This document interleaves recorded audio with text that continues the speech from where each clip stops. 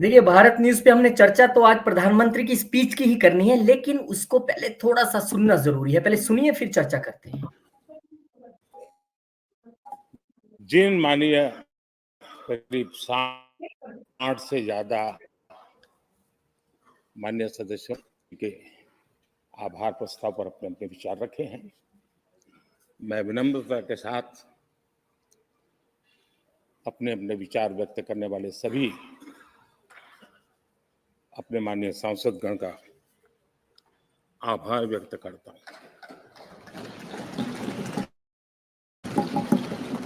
मैं विशेष रूप से विपक्ष ने जो संकल्प लिया है उसकी सराहना करता हूं। उनके भाषण के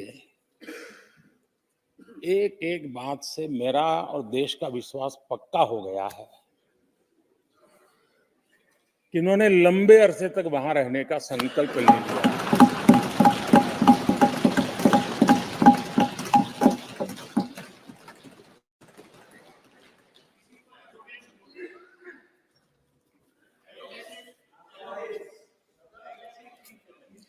आप कई दशक तक जैसे यहां बैठे थे, वैसे ही कई दशक तक वहां बैठने का आपका संकल्प, और जनता जनार्दन तो ईश्वर का रूप होती है, और आप लोग जिस प्रकार से इन दिनों मेहनत कर रहे हैं, मैं पक्का मानता हूं कि ईश्वर रूपी जनता जनार्दन आपको जरूर आशीर्वाद देगी, और आप जिस ऊंचाई पे हैं उससे भी अधिक ऊंचाई पर जरूर पहुंचेंगे, और अगले चुनाव में दर्शक दिशा में दिखेंगे।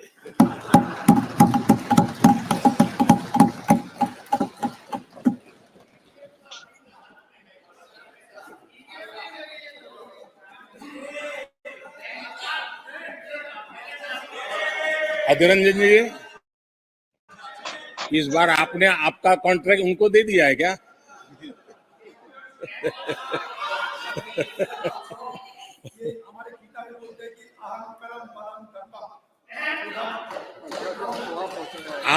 आपने इन्हीं चीजों को पचाया है।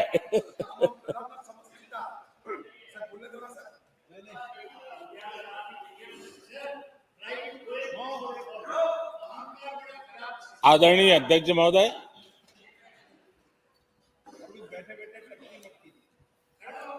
मैं देख रहा हूं कि आप में से बहुत लोग चुनाव लड़ने का हौसला भी खो चुके हैं, और मैंने सुना है बहुत लोग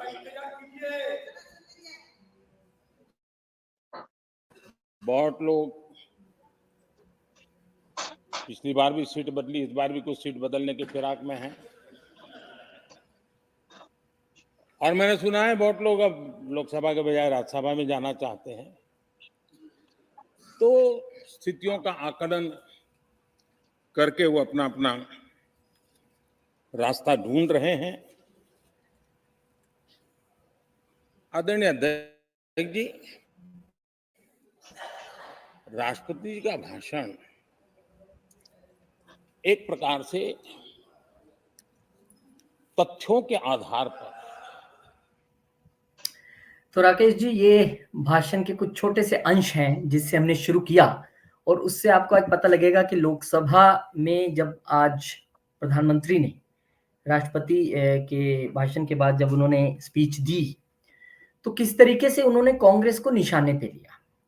ना सिर्फ उन्होंने बिना नाम लिए ये कहा कि कुछ लोग सीट बदलने वाले, पता है आपको, पिछली बार राहुल गांधी 2 जगह से लड़े थे, सीट बदली थी उन्होंने, अमेठी की जगह वो केरला भी साथ साथ लड़े थे और अमेठी हार गए थे। और चर्चाएं बहुत चल रही हैं कि राज्यसभा में इस बार कुछ बड़े चेहरे जो भी राज्यसभा के चुनाव आ रहे हैं उसमें कांग्रेस भेजने की तैयारी में है। और दूसरा, उन्होंने जो सबसे पिन पॉइंटेड तरीके से बोला कि आपको जनता और ऊंचाई पे पहुंचाएगी। मतलब डेफिनेटली जहां लोकसभा में सब बैठते हैं वहां ऊपर फर्स्ट फ्लोर पे दर्शक दीर्घा है, जहां जाकर देख सकते हैं कि लोकसभा की कार्रवाई क्या हो रही है। तो उन्होंने बोला कि अच्छा वहां से आप सीधा वहीं पहुंचोगे, ऊंचाई तो होगी पर कहां पे।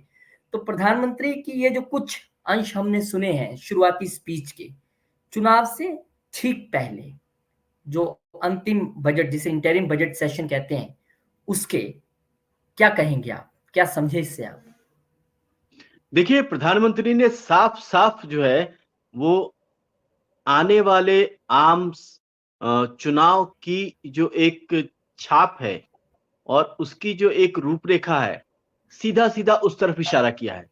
प्रधानमंत्री ने साफ शब्दों में बहुत ही सहज भाव के साथ इस बात की ओर संकेत कर दिया कि विपक्ष आने वाले भविष्य में किस दिशा की तरफ जा रहा है या किस दिशा की तरफ जाएगा।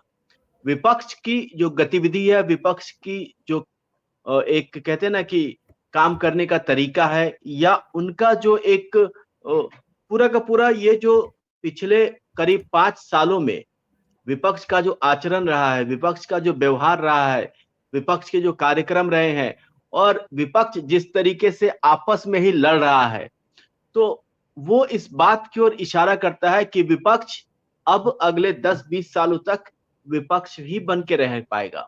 विपक्ष में वो काबिलियत नहीं रही कि विपक्ष विपक्ष की कैटेगरी से आगे निकल पाएगा, क्योंकि आपस में लड़ना, आपस में झगड़ना, जनता के मुद्दों पे बात करने से बचना, और जब भी लोकहित की बात आती है, देश हित की बात आती है, तो सरकार के साथ खड़ा होने की बजाय सरकार के विरोध में और देश के विरोध में बोलना शुरू कर देना, ये वो सारी चीजें हैं जो विपक्ष को जनता की नजरों में विलन बनाने में मददगार साबित हो रही है। यानी कि सरकार को या सत्ता पक्ष को कुछ करने की जरूरत नहीं है, विपक्ष अपने आप अपनी भूमिका सीमित करता जा रहा है, विपक्ष अपने आप अपनी चादर समेटता जा रहा है।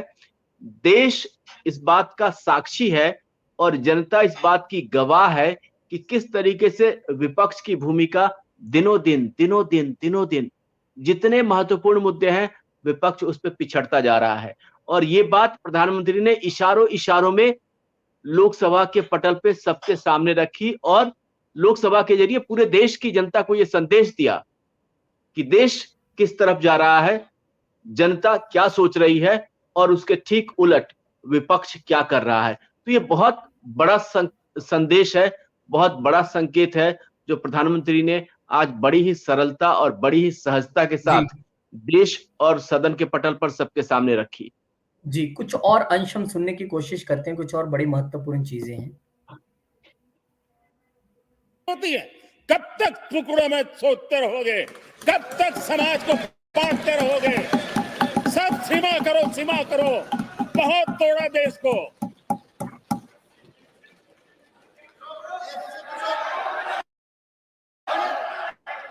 आदरणीय अध्यक्ष जी, अच्छा होता कि जाते जाते तो कम से कम इस चर्चा के दरमियान कुछ सकारात्मक बातें होती, कुछ सकारात्मक सुझाव आते, लेकिन हर बार की तरह आप सब साथियों ने देश को बहुत निराश किया, क्योंकि आपकी सोच की मर्यादा देश समझ पा रहा है।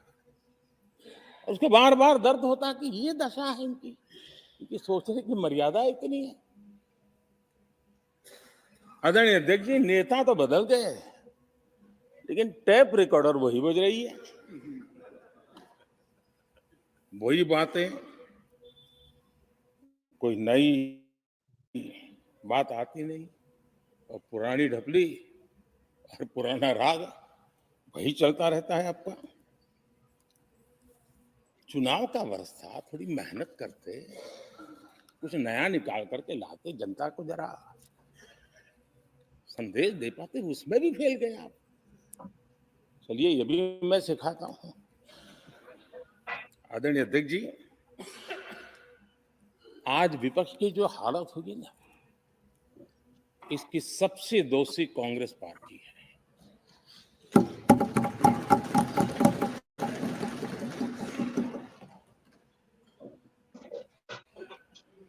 कांग्रेस को एक अच्छा विपक्ष बनने का बहुत बड़ा अवसर मिला, और 10 साल कम नहीं होते, लेकिन 10 साल में उस दायित्व को निभाने में भी वे पूरी तरह विफल गए। और जब खुद विफल हो गए तो विपक्ष में और भी होनहार लोग हैं, उनको भी उभरने नहीं दिया, क्योंकि फिर मामला और गड़बड़ हो जाए। इसलिए हर बार यही करते रहे कि और भी विपक्ष के जो तेजस्वी लोग हैं उनको दबा दिया जाए। हाउस में कई यंग हमारे माननीय सांसदगण हैं, उत्साह भी उमंग भी है, लेकिन अगर वो बोले उनकी छवि उभर जाए तो शायद किसी की छवि बहुत दब जाए। उस चिंता में इस यंग जनरेशन को मौका न मिले, हाउस को ही चलने नहीं दिए गए। यानी एक प्रकार से इतना बड़ा नुकसान कर दिया है, खुद का भी, विपक्ष का भी, संसद का भी और देश का भी। और इसलिए और मैं हमेशा चाहता हूं कि देश को एक स्वस्थ अच्छे विपक्ष की बहुत जरूरत है।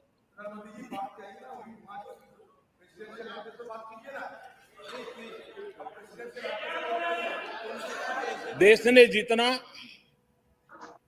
परिवारवाद का खामियाजा उठाया है। जी, आगे परिवारवाद की बात है, लेकिन उससे पहले जो भी हम प्रधानमंत्री को सुन रहे थे, उन्होंने सीधा-सीधा कहा कि अब आपको विपक्ष की भूमिका कैसे निभानी है वो भी मैं सिखाऊँगा। आपको विपक्ष में रहने का मौका मिला, आप इतने साल में कुछ नया क्यों नहीं निकाल के लाए? तो सीधे तौर पे उन्होंने आज कांग्रेस विपक्ष को तो आड़े हाथों लिया, लेकिन खास तौर पे उन्होंने कांग्रेस का नाम लेके कहा कि कांग्रेस ने सब खराब कर दिया, विपक्ष को अच्छा विपक्ष नहीं बनने दिया। देखिए, मैं आपको यहाँ पे एक बात, अभी जो हम प्रधानमंत्री को सुन रहे थे, तो इसमें एक बड़ी ही मजेदार बात उन्होंने कही, बड़ी ही मतलब अर्थपूर्ण बातें उन्होंने की। उन्होंने कहा कि कांग्रेस खुद तो एक ताकतवर विपक्ष की भूमिका नहीं निभा सकी, लेकिन इसके साथ ही उसने किसी और को भी उभरने नहीं दिया।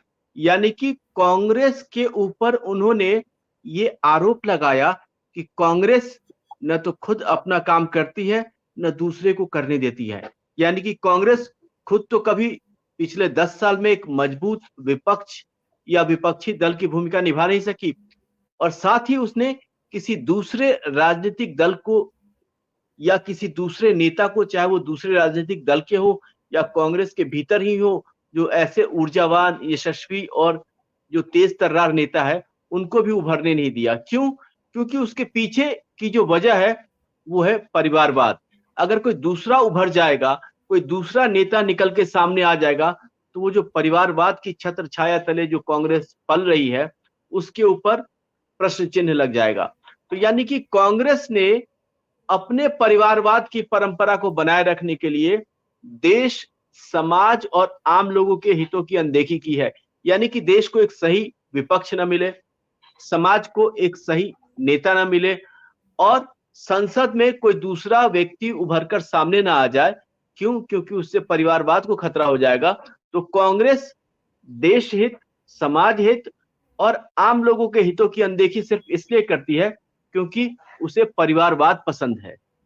तो ये जो प्रधानमंत्री ने सीधे तौर पे ये जो बात कही है, वो ये समझाने की कोशिश की है कि ये जो परिवारवाद की जो परंपरा विपक्षी दलों ने पाल रखी है, और ये निशाना सिर्फ कांग्रेस पे नहीं था, ये निशाना केसीआर पे भी था, ये निशाना आरजेडी पे भी था, ये निशाना समाजवादी पार्टी अखिलेश यादव पे भी था। ये निशाना जो है, हाँ, ये निशाना जो है वो टीएमसी ममता बनर्जी पे भी है। पूरे देश में देश का विकास कैसे हो, समाज का विकास कैसे हो, पार्टी का विकास कैसे हो, आम लोगों का विकास कैसे हो, इस पे किसी का ध्यान ही नहीं है। पूरा विपक्ष देश के कोने कोने में, आप स्टालिन को देख लीजिए, तमिलनाडु में वही हाल है। बिल्कुल, आप वहां से निकल के आए तो केरला में फिर वही कांग्रेस का परिवारवाद, आप वहां से बाहर आए तो कर्नाटक में वही कांग्रेस का परिवारवाद।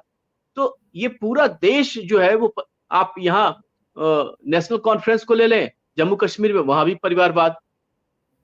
तो आप ये पूरा देश एक तरीके से जो है ना, या ज्यादातर विपक्षी दल पूरे देश भर में अपने अपने तरीके से परिवारवाद को बढ़ावा दे रहे हैं।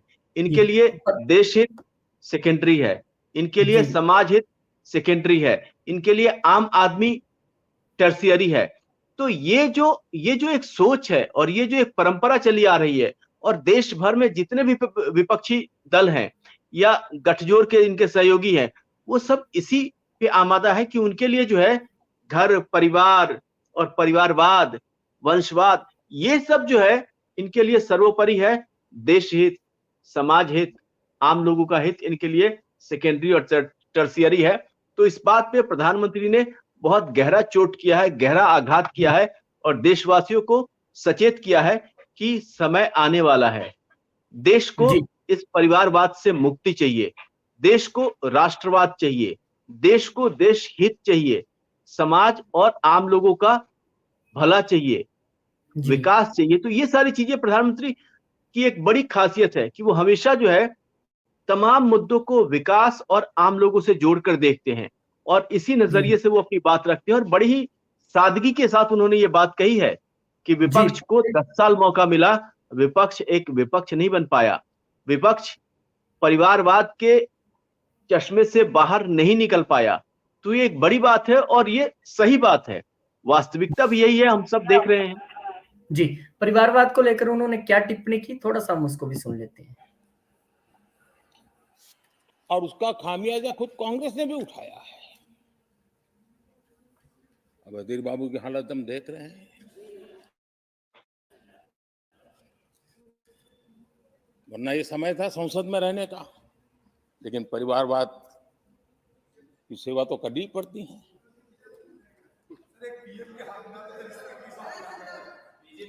आदरणीय अध्यक्ष जी, अब हालत देखिए, हमारे खड़गे जी इस सदन से उस सदन शुरू हो गए और गुलाम नबी जी तो पार्टी से ही शिफ्ट कर गए।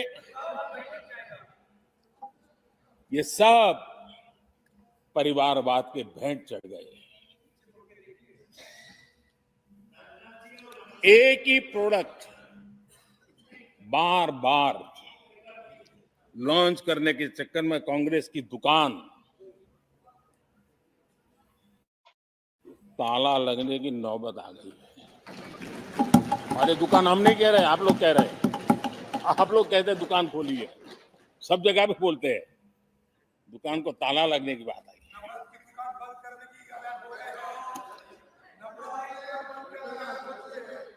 यहाँ हमारे दादा अपनी आदत छोड़ नहीं पाते हैं, वहां से बैठे बैठे कमेंट कर रहे हैं परिवारवाद की। मैं जरा समझा देता हूँ, आज माफ करना अध्यक्ष महोदय, मैं जरा समय ले रहा हूँ। आज हम किस परिवारवाद की चर्चा करते हैं? अगर किसी परिवार में अपने बलबूते पर जन समर्थन से एक से अधिक अनेक लोग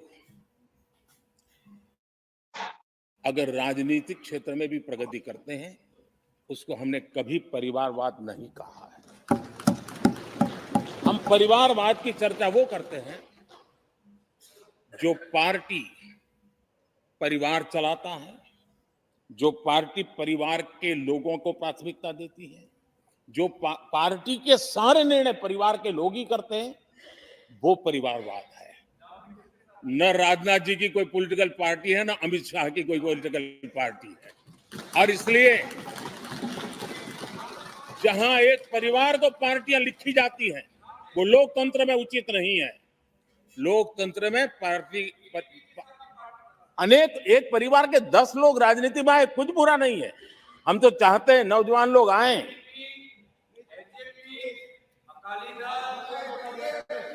हम भी चाहते हैं ये इसकी चर्चा करिए। हमारे साथ, आपके साथ मेरा विषय नहीं है। देश के लोकतंत्र के लिए परिवारवादी राजनीति, पारिवारिक पार्टियों की राजनीति ये हम सबकी चिंता का विषय होना चाहिए। और इसलिए मैं किसी परिवार के 2 लोग अगर प्रगति करते हैं उसको तो मैं स्वागत करूंगा। 10 लोग प्रगति करें, मैं स्वागत करूंगा। देश में जितनी नई पीढ़ी अच्छे लोग आए, स्वागत योग्य है। सवाल यह है कि परिवार ही पार्टियां चलाती है। पक्का है ये अध्यक्ष नहीं होगा तो उसका बेटा होगा, ये नहीं होगा तो उसका बेटा होगा। ये लोकतंत्र का खतरा है। और इसलिए अच्छा हुआ दादा, थैंक यू। ये विषय कभी बोलता नहीं था, आज बोल दिया मैंने।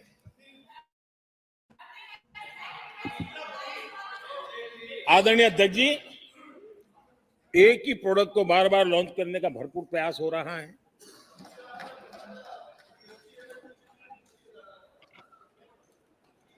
आदरणीय अध्यक्ष जी, कांग्रेस एक परिवार में उलझ गई।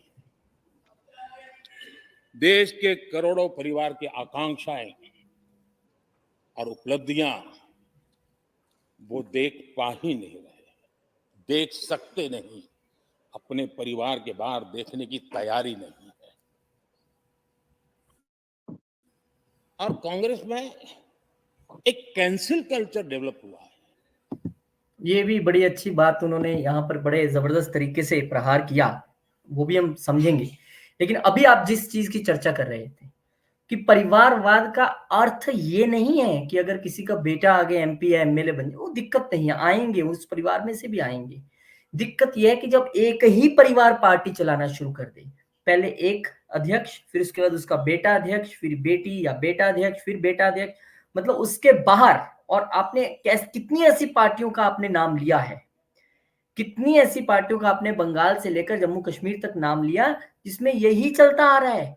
आज तक आप बता दीजिए कि आरजेडी में कोई अध्यक्ष हुआ हो, या एसपी में कोई अध्यक्ष हुआ हो, या फिर तमिलनाडु की जो पार्टी है जीएमके, उसमें कोई अध्यक्ष हो गया हो, और कोई शख्स जीएमके उसमें कोई अध्यक्ष हो गया हो, या फिर नेशनल कॉन्फ्रेंस में कोई नया अध्यक्ष आ गया हो।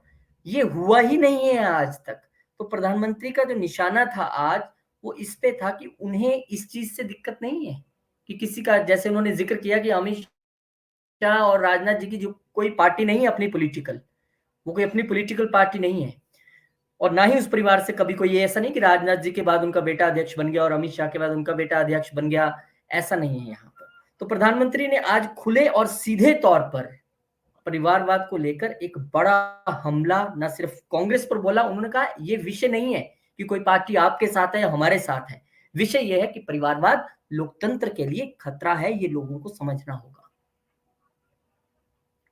देखिए रोहित जी, मैं एक बात आपको बड़े ही साफ शब्दों में बताना चाहूंगा कि आज पहली बार, मुझे लगता है कि आज पहली बार प्रधानमंत्री ने पूरे देश के सामने संसद के जरिए परिवारवाद की परिभाषा क्या होती है और उनकी नजर में परिवारवाद क्या है, उसको परिभाषित किया। साफ-साफ तौर पे उन्होंने अंतर बताया कि आखिर परिवारवाद है क्या, जिसको लेकर के देश भर में इतनी चर्चा होती है।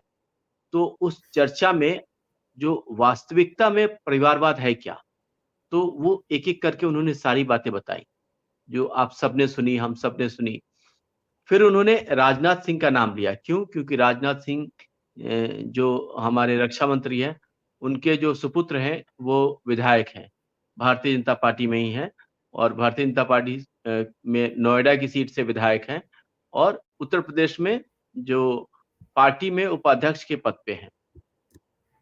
इसी तरीके से उन्होंने गृह मंत्री जो अपने अमित शाह जी हैं, उनके भी सुपुत्र का जिक्र किया। तो उन्होंने साफ तौर पे कहा कि कहीं से कोई दुविधा या कहीं से कोई इस मुद्दे को लेकर के आपस में कोई द्वंद्व नहीं है। चीजें पानी की तरह बिल्कुल साफ हैं। उन्होंने बताया कि परिवारवाद वो है जिसमें एक खास परिवार सारे फैसले लेता है। परिवारवाद वो है जिसमें एक के बाद एक के बाद एक उसी परिवार का मुखिया जो है उस पार्टी को चलाता है। परिवारवाद वो है जिसमें कि एक परिवार ही सारे फैसले लेता है।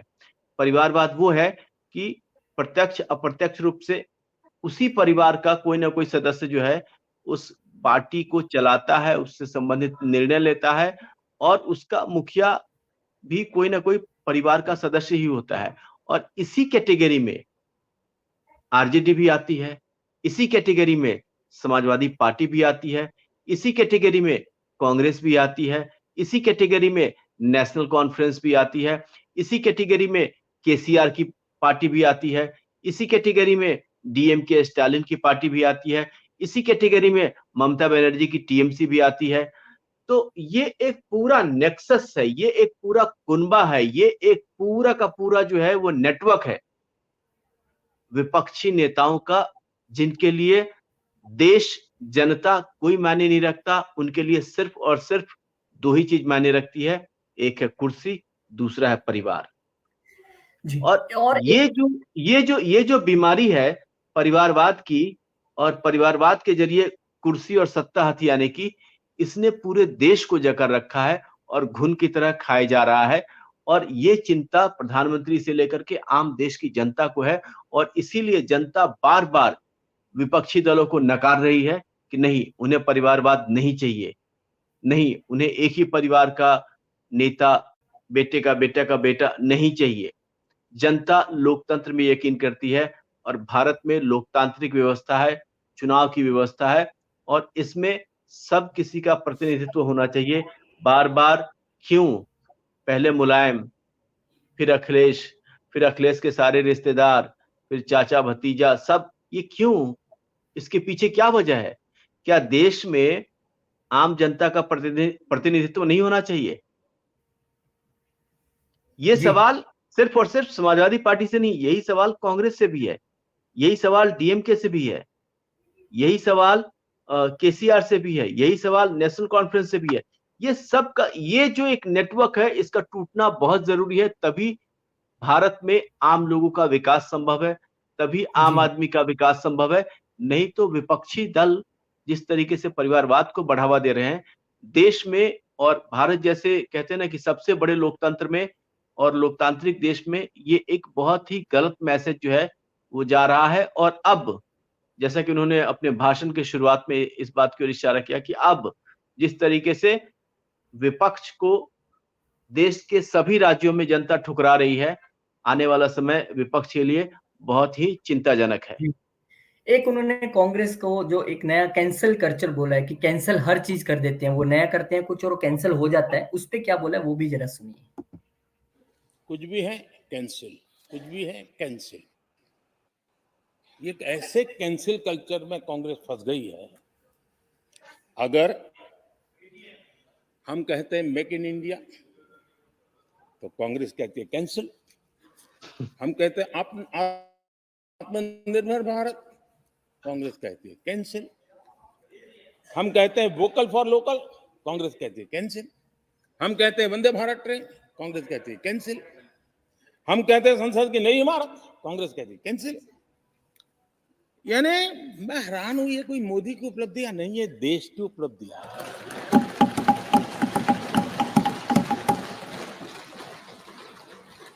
इतनी नफरत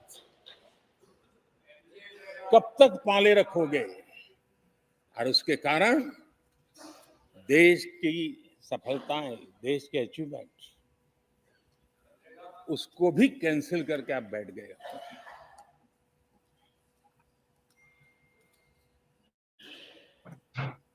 आदरणीय अध्यक्ष जी, राष्ट्रपति जी ने विकसित भारत के रोड मैप पर चर्चा करते हुए आर्थिक पहलुओं पर विस्तार से चर्चा की। अर्थव्यवस्था के मूलभूत जो आधार है उसके की बारीकी से चर्चा की और भारत की मजबूत अर्थव्यवस्था को आज पूरी दुनिया सराह रही है, पूरी दुनिया उससे प्रभावित है। और जब विश्व संकट से गुजर रहा है तब तो उनको और ज्यादा अच्छा लगता है। G20 समिट के अंदर सारे देश ने देखा है कि पूरा विश्व भारत के लिए क्या सोचता है, क्या कहता है, क्या आशा करता है।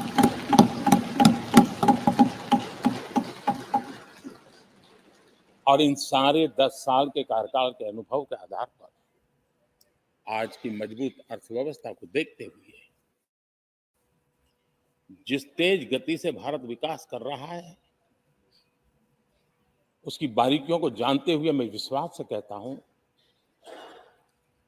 और इसीलिए मैंने कहा है कि हमारे तीसरे टर्म में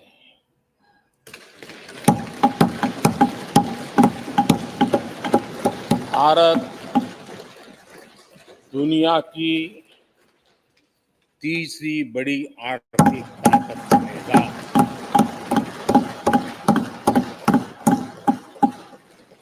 और ये मोदी की गारंटी है।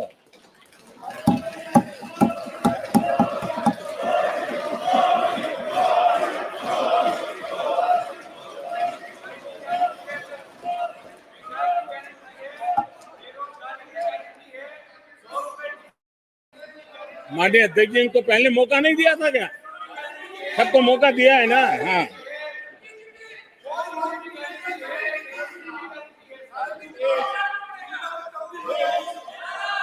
आदरणीय अध्यक्ष जी,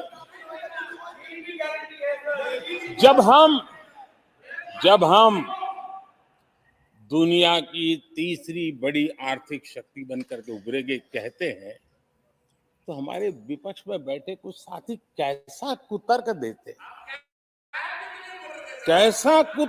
हैं। वो कहते हैं इसमें क्या है, ये तो अपने आप हो जाएगा। क्या कमाल है आप लोगों की। मोदी का क्या है, ये तो अपने आप हो जाएगी। मैं जरा सरकार की भूमिका क्या होती है इस सदन के माध्यम से देश को और विशेष करके देश के युवा मन को बताना चाहता हूं, देश की युवा शक्तियों को बताना चाहता हूं कि होता कैसे है और सरकार की भूमिका क्या होती है। आदरणीय अध्यक्ष जी, 10 साल पहले जी, ये भी बड़ा इंटरेस्टिंग पॉइंट है जो आगे बोलने वाले हैं। लेकिन अभी जो उन्होंने कहा कि कैंसल कल्चर आ गया है और बहुत सारे पॉइंटर्स उन्होंने ऐसे बोले जो सीधा सीधा कांग्रेस पार्टी पर और विपक्ष पर हमला है। और उन्होंने थर्ड टर्म की बात भी की। सीधे तौर पर उन्होंने कहा कि जब थर्ड टर्म में हम आएंगे तो तीसरी बड़ी अर्थव्यवस्था होगी। एक तरीके से आप ये कहें तो आज प्रधानमंत्री ने फ्रंट फुट पर जिस तरीके से बल्लेबाजी की है सदन में, वो चौके छक्कों की बारिश दिख रही थी। क्योंकि सदन में शोर मचाना एक अलग बात है, लेकिन प्रधानमंत्री की बातों का फैक्टफुली जवाब देना एक अलग बात है, जो कि बहुत मुश्किल है, जो नहीं दिख रहा था। तो इस जो स्पीच का जो पार्ट है उसको आप कैसे एनालाइज करते हो? देखिए, प्रधानमंत्री ने विकास की बात की, प्रधानमंत्री ने आम लोगों की बात की, प्रधानमंत्री ने अलग अलग परियोजनाओं का जिक्र किया, वो परियोजनाएं जो सीधे तौर पे आम लोगों से जुड़ी हुई थी। और साथ में प्रधानमंत्री ने ये बात भी कही कि किस तरीके से हर बड़ी परियोजना जिससे कि सीधे तौर पर आम आदमी को लाभ है, कांग्रेस उसे कैंसिल करती है, कांग्रेस उसे खारिज करती है, निरस्त करती है। उन्होंने कहा कि वंदे भारत कैंसिल। तो ये उन्होंने साफ तौर पर बताया कि किस तरीके से सरकार विकास को लेकर प्रतिबद्ध है और किस तरीके से विपक्ष जो है वो सरकार के विकास की राह में रोड़े अटका रहा है। किस तरीके से विपक्ष जो है वो एक कारगर और मजबूत और ठोस विपक्ष की भूमिका निभाने की बजाय वो जो है वो सरकार के विकास के काम में रोड़ा अटका रहा है। तो यानी कि विपक्ष जो है अपने पैर पे खुद कुल्हाड़ी मार रहा है। जी तो ये राकेश जी, बात एक जो अगला फैक्ट प्रधानमंत्री ने दिया है ना, अब देखिए उन्होंने डिफरेंस बड़े अच्छे तरीके से बताया। मुझे लगता है बहुत ज्यादा स्टडी करके वो आते हैं। जिस तरीके से उन्होंने ये बताया कि जी, मैं कह रहा था कि प्रधानमंत्री ने एक बात और कही। उन्होंने संसद के पटल पर इस बात को दोहराया कि ये मोदी की गारंटी है। उन्होंने इस बात का बड़े ही आत्मविश्वास के साथ जिक्र किया कि तीसरा टर्म और भारत तीसरी बड़ी अर्थव्यवस्था, यानी कि आने वाले समय में उससे बड़ी बात है, उससे बड़ी बात यह है कि तीसरी अर्थव्यवस्था को जिस तरीके से उन्होंने कोट किया कि कांग्रेस कहती है इसमें क्या है तो अपने आप हो जाएगा। लेकिन उन्होंने ये बताया कि कांग्रेस अपने समय पर क्या सोचती थी और तीसरी अर्थव्यवस्था भारत कब बनेगा, उसके लिए कांग्रेस क्या कहती थी कि ये छोटी सी बात सुने, बड़ी इंटरेस्टिंग लगेगी आपको सुनने में। आज बड़ा फैक्ट लाए थे प्रधानमंत्री। 2014 में फरवरी महीने में जो इंटरिम बजट आया था, उस समय कौन लोग बैठे थे आपको तो मालूम ही है, देश को ही मालूम है। जो 10 साल पहले इंटरिम बजट आया था, उसे पेश करते समय उस समय के वित्त मंत्री ने जो कहा था, मैं उसको कोट कर रहा हूं, और एक एक शब्द बड़ा मूल्यवान है जी। जब आप लोग कहते हैं ना, ये तो अपने आप तीसरे नंबर पर जा ही जाएगा, ऐसा कहते हैं, उनको जरा समझना चाहिए। ये उन्होंने क्या कहा था? I now wish to look forward and outline a vision for the future. Vision for the future. पूरे ब्रह्मांड के सबसे बड़े अर्थशास्त्री बोल रहे थे। I now wish to look forward and outline a vision for the future. आगे कहते हैं, I wonder how many have noted the fact that India's economy, in terms of the size of its GDP, is the 11th largest in the world. यानी 2014 में 11 number पहुंचने पर क्या गौरवगान होता था, आज 5 पर पहुंच गए और आपको क्या हो गया, क्या हो गया? आदरणीय अध्यक्ष जी, आदरणीय अध्यक्ष जी, आदरणीय अध्यक्ष जी, आदरणीय अध्यक्ष जी, आदरणीय अध्यक्ष जी, आदरणीय अध्यक्ष जी, मैं आगे पढ़ रहा हूं। गोगोई जी, थैंक यू, आपने अच्छा कहा। मैं आगे पढ़ रहा हूं, ध्यान से सुनिए साथियों, ध्यान से सुनिए। उन्होंने कहा था is the 11th largest in the world, बड़ा गौरव का बात था। There are great things in the store, आगे वो कह रहे हैं there are great things in store. फिर आगे कहते हैं, there is a well argued view that in the next 3 decades, India's nominal GDP will take the country to the 3rd rank after the US and China. उस समय ये ब्रह्मांड के बड़े अर्थशास्त्री कह रहे थे कि तीसरे नंबर पर 30 साल में हम पहुंच जाएंगे। 30 साल। और फिर कहा था, ये मेरा विजन, जो मैं मनमोहन सिंह नहीं थे उस वक्त, मनमोहन सिंह नहीं थे।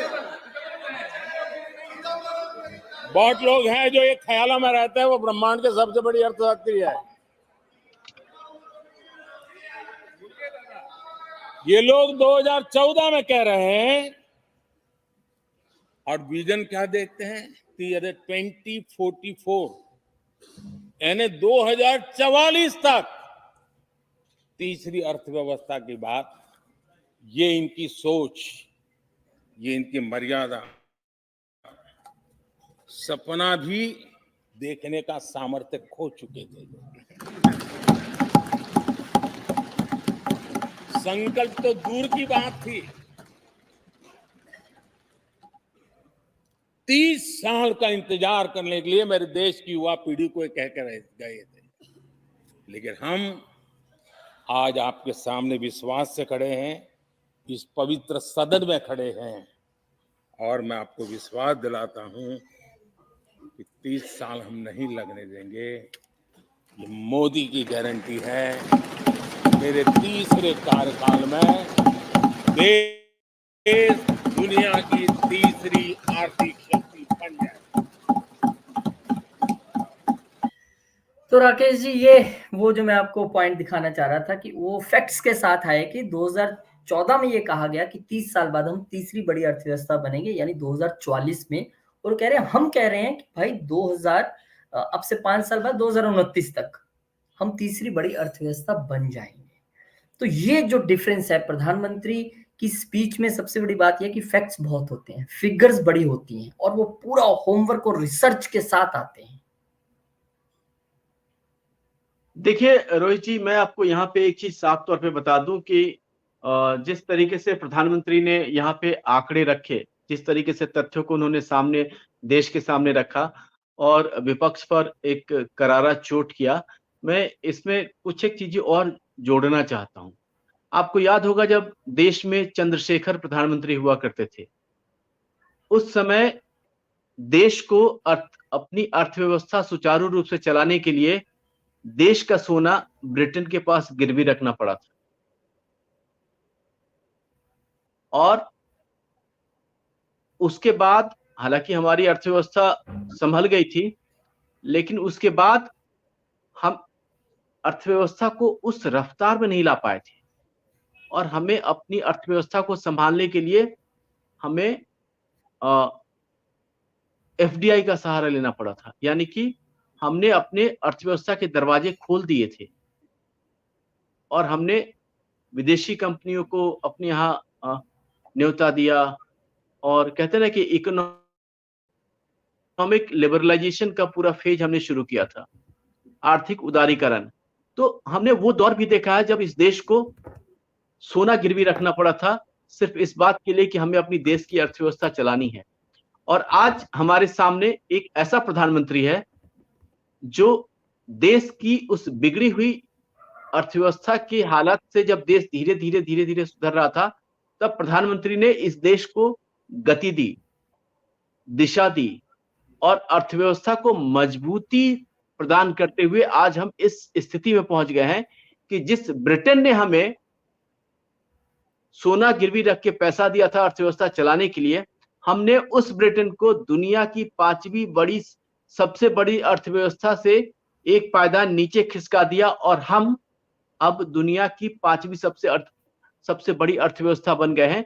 और आने वाले समय में जिस दिशा में और जिस गति से हम आगे बढ़ रहे हैं, वो साफ साफ इशारा कर रहा है कि हम जिस तरह से आगे बढ़ रहे हैं, हम दुनिया की तीसरी सबसे बड़ी अर्थव्यवस्था बन जाएंगे।